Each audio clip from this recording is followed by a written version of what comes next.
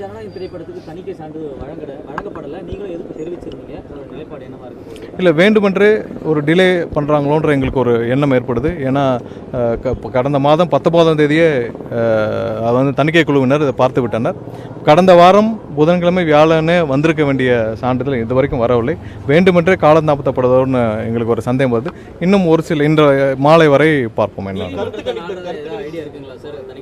இல்லை, அது கலந்து ஆலோசித்து விட்டு சொல்லணும். வேண்டுமென்றே காலந்தாழ்த்தப்படுதோன்னு எங்களுக்கு ஒரு சந்தேகம் இருக்கிறது. என்னால் இப்போ கடந்த மாதம் 19ஆம் தேதி பார்த்தது யார் செய்கிற என்னன்னு தெரியும். நான் இன்றைக்கி சாயந்தரம் வரை பொறுத்திருந்து பார்ப்போம். வரும் என்று நம்புவோம். முடிந்த அளவு இதுவரைக்கும் அந்த குழுவினர் வந்து எந்த தகவலும் கூட்டணி பேச்சுவார்த்தை எந்த அளவுக்கு போயிட்டு இருக்கு, தொடங்கிட்டீங்களா? இல்லை, அது எங்களுடைய தலைவர் அதுக்கான குழுவை ஆலோசித்து அந்த குழுவை எந்தெந்த அந்த கூட்டணி சம்மந்தப்பட்ட குழுக்களை அறிவிப்பார். அதுலேருந்து நடவடிக்கைகள் இருக்கும். இன்னும் நாட்கள் இருக்குது, இன்னும் ரெண்டு மாதம் இருக்குது தேர்தலுக்கான. இல்லை, நீ 2 நாளைக்கு முன்னாடி ஒரு லயோலா பழைய மாணவர்களோட இதில் 2வது சதவீதம், நீங்கள் 2வது இடத்துன்னு சொன்னீங்க, இப்போ 3வது இடம்னு சொல்கிறீங்க. சரி, கருத்து கணிப்புகள் எல்லாம் நீங்கள் பல இடத்துல பார்த்துருப்போம். ஸ்ரீலங்காவில் என்ன நடந்துச்சுன்னு பார்ப்போம். ஸ்ரீலங்காவில் கருத்து கணிப்புகள் முதல்ல பார்த்தப்போ 3% சொன்னாங்க. 8 மாதத்துக்கு முன்னாடி, தேர்தலுக்கு முன்னாடி 3% சொன்னாங்க. அதே தேர்தல் முடிந்த பிறகு போஸ்ட்போலில் 21% சொன்னார்கள். ஆனால் அன்றைக்கி இப்போ கவுண்டிங் எல்லாம் முடிஞ்ச பிறகு 41% அவர்கள் வாக்குகளை பெற்றிருந்தார்கள். புதிதாக வந்த ஒரு சக்தியை யாரும் கணிக்கவே முடியாது. அதே போல தான் இன்று தமிழக மக்கள், அதாவது 70 வருடங்கள் அவர்கள் எதிர்பார்த்த ஒரு மாற்றம் இந்த 26இல் வரப்போகிறது. இது மாதிரியான ஒரு தலைவரை கடந்த நம்ம தலைமுறையில் நம்ம பார்த்ததில்லை.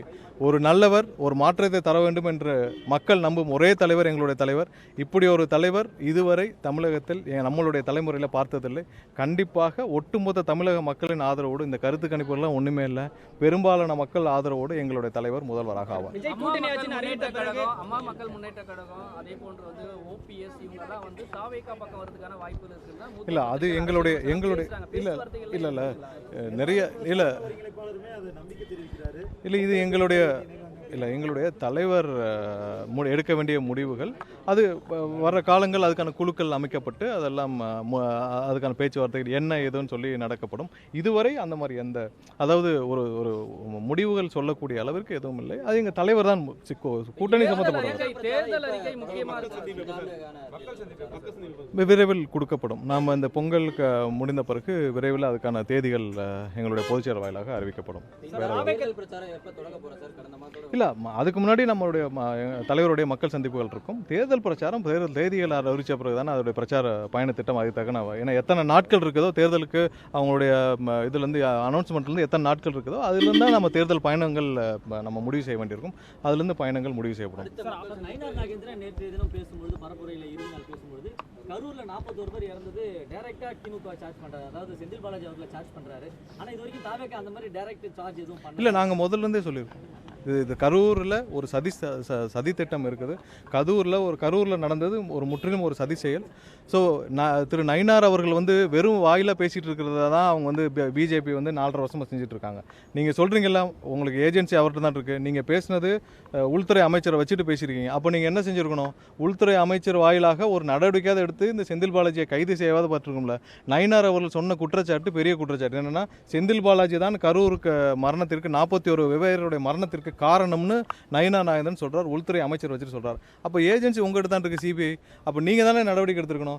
நீங்கள் உடனே அவருக்கு ஒரு சம்மன் அனுப்பிச்சு அவரை விசாரித்து அவரை கைது செய்யும் நடவடிக்கை இல்லாமல் நயினார் நாகேந்திரன் இந்த மாதிரி வெறுவாயில் பேசிட்டு இருக்கிறத கொஞ்ச நாள் குறைக்கணும். அவர்கள் நடவடிக்கையே எடுக்கணும். அதை விட்டுட்டு சும்மா வந்து நாங்கள் இது மாதிரி ஏஜென்சி எல்லாம் கையில் வச்சுட்டு நீங்கள் இது வரைக்கும் என்ன நடவடிக்கைகள் இவ்வளோ ஊழல் குற்றச்சாட்டு சொல்லியிருக்கிறார் திமுக அமைச்சர்கள் மீது. இதுவரை ஒரு ஊழல் குற்றச்சாட்டுகளையாவது அவர்களாவது கொண்டு போய் என்ன நடவடிக்கையோ இல்லை தண்டனையாவது பெற்று தடுக்க முடிஞ்சுதா? ஸோ அந்த வேலையை அவர் செய்யணும். அதை விட்டுட்டு அவர் சும்மா பேசுகிறத விட்டுட்டு இதை செய்யணும். திமுக அரசும் இதுவரை அவர்கள் இந்த கரூர் சம்பவத்தில் என்னென்ன மூடி மறைத்தார்களோ, என்னென்ன செய்தார்களோ அது அனைத்தும் வெளிவர வேண்டும் என்பதுதான் எங்களுடைய எண்ணமும் இதில்.